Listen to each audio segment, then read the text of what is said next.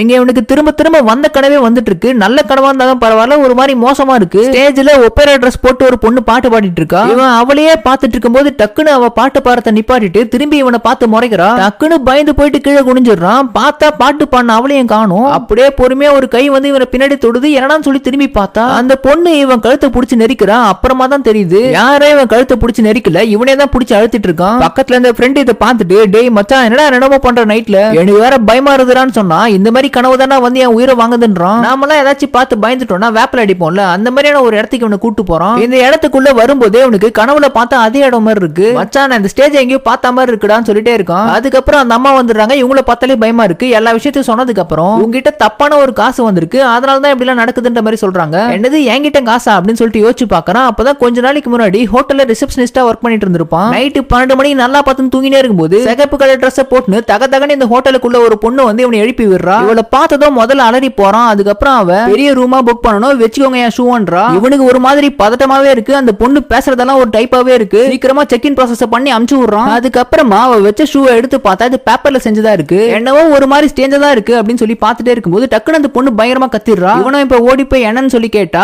ஓனரை பார்த்து இவ பயந்துட்டாலாம். ஹோட்டலோட லைட்டும் இப்ப பயங்கரமா அப்படியே ஃபிளிக்கர் ஆகுது. ஓனரும் பார்த்து போங்கன்றாரு. மறுநாள் காலையில இந்த பொண்ணு கிட்ட ஓனர் ஒரு பயங்கரமான விஷயத்தை சொல்றாரு. அந்த பையனோட ஃப்ரெண்டு ஆல்ரெடி எப்போ செத்துட்டானா, அவன் அடிக்கடி தனியா பேசுவான் அப்படின்னு மாதிரி சொல்ல இந்த பொண்ணு இதை கேட்டு ஷாக் ஆகி போறா. இதே சமயம் இங்கே அவன் ஃப்ரெண்டு அந்த பொண்ணு ஷூ பேப்பர்ல கொடுத்தான்னு சொன்னல, அந்த மாதிரி பேப்பர் ஷூலாம் செத்தவங்க தான் யூஸ் பண்ணுவாங்கன்றான். இவனுக்கு இப்ப இந்த பொண்ணு மேல சரியான டவுட். அப்பதான் ஓனர் இந்த பொண்ணை கூட்டும் போயிட்டு செத்து போன அவன் ஃப்ரெண்டோட போட்டோவை காட்டுறாரு. இதை பார்த்துட்டு இவன் பயங்கரமா கத்த மேல இருந்தவன் இதை கேட்டு கீழே ஓடி வந்துடுறான். என்னது அதுன்னு சொல்லிட்டு வாங்கி போட்டோவை பாக்குறான். அப்ப இவன் ஃப்ரெண்டு கூட இருந்த எல்லா மெமரிஸும் அப்படியே ஞாபகம் வருது. இவன் ஃப்ரெண்டு இறந்ததுக்கு அப்புறம் இவனுக்கு ஒரு டிராமா மாதிரி ஆயிட்டு இருக்கும். அவன் கூடவே எப்பவுமே இருக்கிற மாதிரி நினைச்சிட்டு இருக்கான்.